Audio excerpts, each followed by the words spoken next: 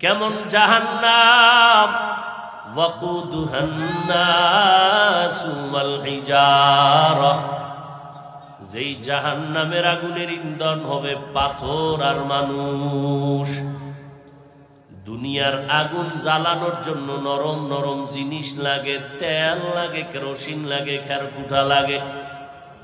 আর জাহান্নামের আগুন এত ভয়ঙ্কর, এই জাহান্নামের আগুন প্রজ্বলিত করার জন্য আল্লাহ ব্যবহার করবেন প্রথমে শক্ত মানুষ আর পাথর। দুনিয়ার আগুন হাতে লাগলে হাত জ্বলে, পাও জ্বলে না, পায়ে লাগলে হাত জ্বলে, পা জ্বলে না। আল্লাহ তাআলা বলেন জাহান্নামের আগুন এত ভয়ঙ্কর,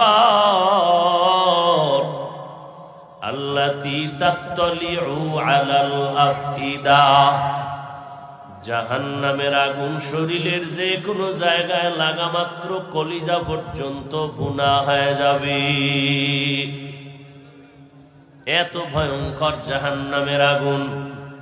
দুনিয়ার আগুন মানুষের অধিকাংশ সময় উপকার করে, মাঝে মাঝে ক্ষতি করে, কিন্তু জাহান্নামের আগুন বান্দার কোনো উপকারে আসবে না।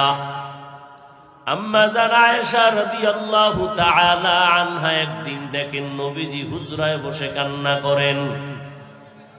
আম্মা জান আয়েশা বলেন, আমি নবীকে জিজ্ঞাসা করলাম নবী কাঁদেন কেন?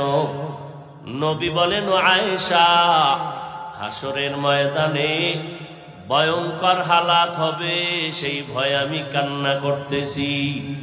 যেই নবীর জন্য আল্লাহ পাক বড় আশেক, ওই নবীর জন্য গোটা মাখলুকত আশেক, ওই নবীর কোনো গুনাহ নাই, ওই নবী যদি কান্না করতে পারেন।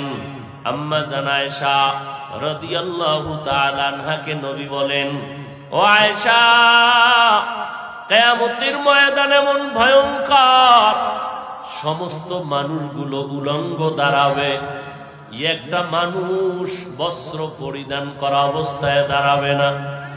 এই অবস্থায় দাঁড়াবে, জমিনের মধ্যে সূর্যটা মাথার কিনারায় চলে আসবে, অন্যদিকে জাহান্নামের ভয়ঙ্কর আওয়াজ।